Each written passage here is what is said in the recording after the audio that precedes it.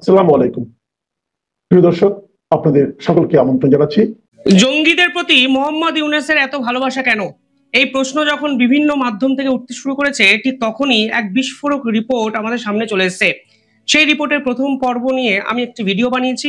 সেই ভিডিও আপনারা আমাদের চ্যানেলে গিয়ে দেখতে পারেন এবং এই থাম্বনেলটি আমি দেখাচ্ছি। সেই ভিডিওটি দেখবেন এবং আজকের এই ভিডিওটির সঙ্গে লিঙ্ক আপ করবেন এবং বুঝবেন মোহাম্মদ ইউনূস কিভাবে দিনের পর দিন জঙ্গি যোগে রীতিমতো আক্রান্ত। এবং ভারতের পাশাপাশি এবার আমেরিকার গোয়েন্দা সংস্থা পরিষ্কারভাবে বাংলাদেশের এই অন্তর্বর্তীকালীন সরকারের উপদেষ্টা মোহাম্মদ ইউনূসকে নিয়ে বড়সড় প্রশ্নচিহ্ন তুলে দিল। এবং তার যে সংস্থা গ্রামীণ ব্যাংক, সেই গ্রামীণ ব্যাংক সরাসরি আল কায়দার মতো জঙ্গি সংগঠনকে টেরর ফান্ডিং করেছে বলে যে তথ্য সামনে এসছে, তার বিপক্ষে কিন্তু তদন্ত শুরু করে দিয়েছে। এবং আমি বিস্তারিত রিপোর্ট আপনাদের ধারাবাহিকভাবে নিয়ে আসছি আজকে এই ভিডিওর সেকেন্ড পর্ব, যা আপনারা শুনলে নিঃসন্দেহে চমকে যাবেন। গ্রামীণ ব্যাংক একটি সংস্থা, যে সংস্থা ফরমেশন করেছিল এবং যে সংস্থার নাম গ্রামীণ জামিল সোশ্যাল বিজনেস, যা 2007 সালে ফরমেশন করা হয়। সেই সংস্থা কিভাবে টাকা পেত, কিভাবে টাকা ম্যানুপুলেট করতো, মার্কেটে খাটাতো, সে বিষয়ে আমি ইতিমধ্যেই আগের পর্বে আলোচনা করেছি। এবার এই যে কর্পোরেট সংস্থা ফর্ম করা হয়েছে, সেই কর্পোরেট সংস্থার ডিরেক্টর কারা? এই ডিরেক্টর লিস্ট যদি দেখেন তাহলে দেখবেন এর মধ্যে এমন কিছু ব্যক্তিত্ব ঢুকে আছে যারা সরাসরি আল কায়দার সঙ্গে যুক্ত এবং তাদের যে প্রপার্টি, তাদের যে পয়সা, সেই পয়সা সরাসরি তারা টেরর ফান্ডিং এর কাজে লাগিয়েছে। এবং মোহাম্মদ ইউনূসের সংস্থার পক্ষ থেকে কোটি কোটি টাকা আল কায়দার মতো সংগঠনে গেছে, তা কিন্তু আজকে আমি দাবি করছি না, আমেরিকার গোয়েন্দা সংস্থা সিআইএ তারা দাবি করেছে এবং তারা টেরর ফান্ডিং রিলেটেড একটি লিস্ট আন্তর্জাতিক স্তরের সামনে প্রকাশ করে দিয়েছে। এই সংস্থার ডিরেক্টরের নাম জাহির আল মুনাজেদ। এই ব্যক্তি আসলে চেয়ারম্যান অফ গ্রামীণ জামিল মাইক্রো ফিন্যান্স লিমিটেড, অর্থাৎ গ্রামীণ ব্যাংকের আন্ডারে একাধিক ছোট ছোট সংস্থা। একটি সংস্থার নাম গ্রামীণ জামিল মাইক্রো ফিন্যান্স লিমিটেড, তার চেয়ারম্যানের নাম জাহির আল মুনাজেদ। এই ব্যক্তি 25 বছর আসলে ইন্টারন্যাশনাল বিজনেস এক্সপিরিয়েন্সের উপর কিন্তু তার অভিজ্ঞতা আছে, বিভিন্ন কাজকর্ম করেছেন এবং তিনি কিন্তু প্রেসিডেন্ট এএলজি গ্রুপ, অর্থাৎ বুঝতেই পারছেন হাই প্রোফাইল ব্যক্তিত্ব, যার সঙ্গে মোহাম্মদ ইউনূস গাঁটছড়া বেঁধেছিলেন এবং যাকে সঙ্গে নিয়ে এই গ্রামীণ ব্যাংকের সঙ্গে গ্রামীণ জামিল মাইক্রো ফিন্যান্স লিমিটেড তৈরি করেছিল। দেখুন, নামে তো মাইক্রো ফিন্যান্স, ফলে আপনারা সহজেই বুঝতে পারছেন এই কোম্পানির মনিটারি সার্কুলেশনটাই কিন্তু হতো মাইক্রো ফিন্যান্সের মাধ্যমে। শুধুমাত্র একটি রাষ্ট্র নয়, তারা একসঙ্গে 3টি মহাদেশ এবং তুরস্কের মতো রাষ্ট্রতে তারা কিন্তু সুদের ব্যবসা করত বলে এই রিপোর্টে প্রকাশিত হয়েছে। এবং এমইএনএ এবং তুর্কি কানেকশন স্পষ্ট। এমইএনএ মানে মিডল ইস্ট, নর্থ আফ্রিকা এবং তুরস্কের পাশাপাশি একাধিক গুরুত্বপূর্ণ মুসলিম প্রধান রাষ্ট্রে এই মাইক্রো ফিন্যান্সের ব্যবসা ছড়ানোর জন্য মোহাম্মদ ইউনূস বেসিক্যালি জাহির আল মুনাজেদের সঙ্গে কোঅপারেশন করেন। সেখানে তথ্য বলছে এই পুরো সার্কেলে আরো একজনের নাম উঠে আসে, তার নাম হলো ইউসুফ জামিল। তাকে আবার বলা হতো 1980-র দশকে ক্যাসিনো সার্কেলসের রাজা, অর্থাৎ তিনি জুয়ার সঙ্গে মেতেছিলেন, জুয়ার সঙ্গে দিনের পর দিন ঘর করেছেন এবং পরবর্তীকালে তাকে ইউরোপের বা আমেরিকার বিখ্যাত সংস্থা ডেইলি মেল তারা কিন্তু প্লে বয় হিসাবেও ব্যাখ্যা করেছেন। অর্থাৎ বুঝতেই পারছেন অত্যন্ত কৃতি এক ব্যক্তির সঙ্গে মোহাম্মদ ইউনূস পার্টনারশিপ করেছিলেন। এবং তার বিপক্ষে ইন্টারেস্টিং বিষয় হলো ইন্টারন্যাশনাল চাইল্ড অ্যাবডাকশনের কেস আছে, অর্থাৎ ছোট ছোট শিশুদের পাচার করার অভিযোগ কিন্তু এই ব্যক্তির বিপক্ষে আছে, যার নাম ইউসুফ জামিল, যিনি মোহাম্মদ ইউনূসের সংস্থার আরো একজন ডিরেক্টর। ইন্টারেস্টিং বিষয় হলো আমেরিকার বহু বিতর্কিত কেস জেফ্রি এপিস্টন কেস, সেই কেসে ডোনাল্ড ট্রাম্পের পাশাপাশি এই ব্যক্তির নামও কিন্তু জড়িয়ে যায়। এবং এই ব্যক্তির বিপক্ষে শুধুমাত্র যৌন নির্যাতন বা যৌন হেনস্থা নয়, শিশু পাচার, মানব পাচার, human trafficking, drug addiction, drug অ্যাবিউজনেস, সমস্ত ধরনের কেস কিন্তু আছে। এবং এই ধরনের ইন্টারন্যাশনাল এক ক্রিমিনালকে মোহাম্মদ ইউনূস গ্রামীণ ব্যাংকের নতুন শাখা, এই যে গ্রামীণ Jamil micro finance private limited, তার কিন্তু চেয়ারম্যান এবং ডিরেক্টরের পদে কিন্তু দুজনকে বসিয়ে দিয়েছিলেন।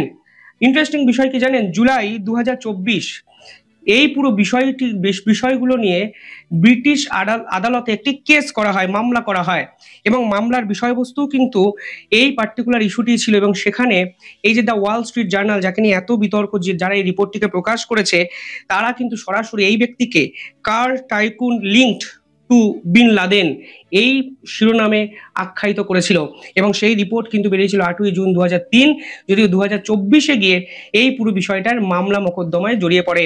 অর্থাৎ লাদেন লিঙ্ক কিন্তু এই ব্যক্তির সঙ্গে ওতপ্রোতভাবে জড়িয়ে যায় এবং লাদেনকে দিনের পর দিন মাইক্রো ফিন্যান্সের নামে মিডল ইস্ট থেকে টাকা কালেক্ট করে টাকা সরবরাহ করেছে এই সংস্থা। আল কায়দাকে টেরর ফান্ডিং করেছে, হিউম্যান ট্রাফিকিং এ যুক্ত, শিশুদের নির্যাতনে যুক্ত, যৌন হেনস্থায় যুক্ত, অর্থাৎ ভুরি ভুরি অভিযোগ, কোনটা ছেড়ে কোনটা বাদ দেবেন।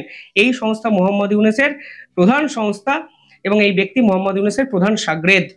পাশাপাশি অক্টোবর 11, 2006 সেখানে হাইয়েস্ট কোর্ট অফ ব্রিটেন অর্থাৎ ব্রিটেনের আদালত পরিষ্কারভাবে ইনভেস্টিগেশন জার্নালিজমের গুরুত্ব যে এতটা বেশি আছে বর্তমান সময়ে সে বিষয়ে একটি পাবলিকেশন প্রকাশ করে দ্য ওয়াল স্ট্রিট জার্নালের কিন্তু প্রশংসা করেছিলেন। অর্থাৎ তারা বিভিন্ন ক্ষেত্রে মামলা মোকদ্দমা করে এই ইনভেস্টিগেশন রিপোর্টকে আটকাতে চেয়েছিলেন, কিন্তু বাস্তবের মাটিতে তারা কিন্তু আটকাতে পারেননি। 2005-এ ফেব্রুয়ারি 3 তারিখ এই পুরো বিষয়ে মামলা হয় এবং 2024-এ এসে আজকে দেখা যাচ্ছে যে report the Wall Street Journal প্রকাশ করেছিল 100% সত্য এবং এর পিছনে গ্রামীণ ব্যাংক অ্যাটাচ হয়ে আছে এবং গ্রামীণ ব্যাংক মাইক্রোফিন্যান্সের নামে কোটি কোটি টাকা তুলে আসলে আল কায়দার মতো জঙ্গি সংগঠনকে দিনের পর দিন ফান্ডিং করেছে। এবার এই রিপোর্টে যদি আরো ডিটেইলিং এ যান, যারা আগের পর্ব শোনেননি তারা শুনে নেবেন এবং আমি আরো একটু কিছু অ্যাড করতে চাইছি এবং আপনারা চাইলে আমি পর্ব 3ও নিয়ে আসবো, তাহলেই বুঝবেন কিভাবে মোহাম্মদ ইউনূসের যে ভালো ভাবমূর্তির আড়ালে আসলে কদর্য এক চেহারা লুকিয়ে আছে।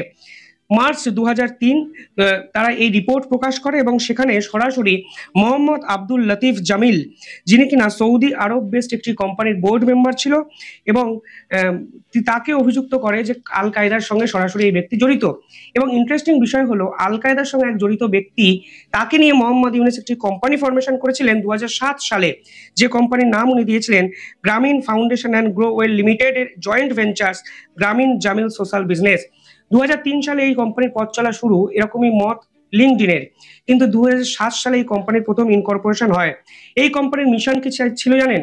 মিডল ইস্ট থেকে এবং আরব ওয়ার্ল্ড থেকে যত পভার্টি আছে অর্থাৎ দারিদ্রতা আছে তারা এটাকে দূর করবে।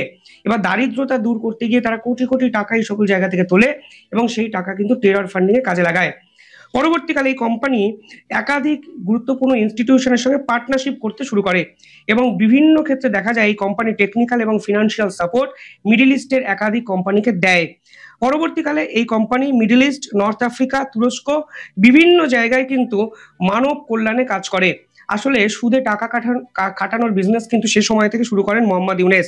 ডিসেম্বর 2013 তথ্য বলছে প্রায় মার্কেট থেকে $65 মিলিয়ন এই কোম্পানি তোলে এবং আরো ইম্পর্টেন্ট বিষয় হলো এই কোম্পানির ক্লায়েন্ট সংখ্যা কিন্তু ছাড়িয়ে যায় 22 লক্ষতে এবং এই কোম্পানির হেড অফিস হয় সাইপ্রাস এবং অফিসিয়াল অ্যাড্রেস সাইপ্রাস এবং হেড অফিস হয় দুবাই।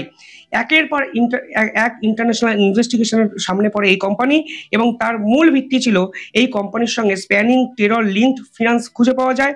কন্ট্রোভার্সিয়াল একাধিক সংস্থার সঙ্গে পার্টনারশিপ এই কোম্পানি করে এবং এই কোম্পানি সরাসরি এক্সট্রিমিস্টদের সমর্থন করে একাধিক ফান্ডিং করেছে বলে আজকে গোয়েন্দা দপ্তর কিন্তু পরিষ্কার বলে দিচ্ছেন।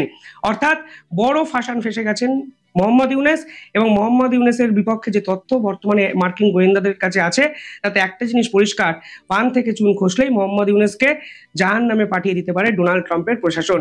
ফলে ব্ল্যাকমেল হচ্ছেন নাকি মোহাম্মদ ইউনূস, সেটাই কিন্তু একটা বড় প্রশ্ন। এই যে বিদেশি শক্তির হাতে বন্দর দেওয়া, আমেরিকা যা বলছে সেটাই শোনা, আমেরিকা সেনাবাহিনী চট্টগ্রামে ঘাঁটি তৈরি করার একটা কারণ। ফলে সব মিলিয়ে দেখুন মোহাম্মদ ইউনূস আসলে আমেরিকার হাতের পুতুল হয়ে গেছেন, কারণ তার বিপক্ষে এই ধরনের তথ্য মার্কিন গোয়েন্দাদের কাছে আছে এবং যার জন্য যে কোনো মুহূর্তে গ্রেফতার হতে পারেন এই মোহাম্মদ ইউনূস। যাই হোক, আপনারা কিভাবে দেখছেন পুরো বিষয়টি কমেন্টে জানাবেন। দেখতে থাকুন।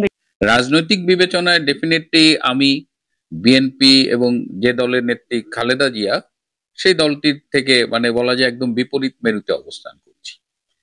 আমরা যখন মুক্তিযুদ্ধের পক্ষের কথা বলি এবং বাংলাদেশের রাজনীতি যখন মুক্তিযুদ্ধের পক্ষে এবং বিপক্ষে বিভক্ত, তখন খালেদা জিয়া বিপক্ষের অংশের নেতৃত্ব দেন।